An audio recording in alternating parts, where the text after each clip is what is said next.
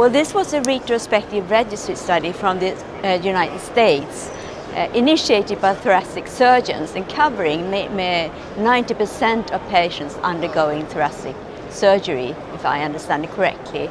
And what it wanted to establish was whether those patients who are in atrial fibrillation when they go to operation, if they benefit if the left atrial appendage is occluded in reducing risk for thromboembolism. And you must know then as a background that in those in atrial fibrillation, the source of thromboemboli emanates from the left atrial appendage in up to 90%. And what is also a basis for the trial is that patients are put on anticoagulants, but they are not actually taking their medication, especially not over time. So that this strategy would be very appealing when you do a thoracic surgery. Why not do the left atrial occlusion at the same time? And what were the results? Well, the results were pretty compelling.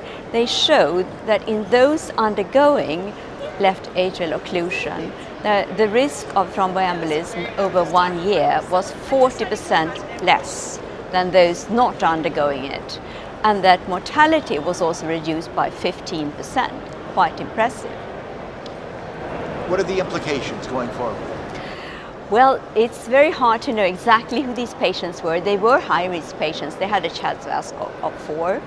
But how exactly that left atrial occlusion was performed, that is really out of the trial. We don't know if it was complete, how it was done, which technique was used.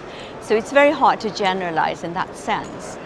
Also, it's hard to know, well, what can you do afterwards? Can you discontinue your oral anticoagulants after such a procedure is being done?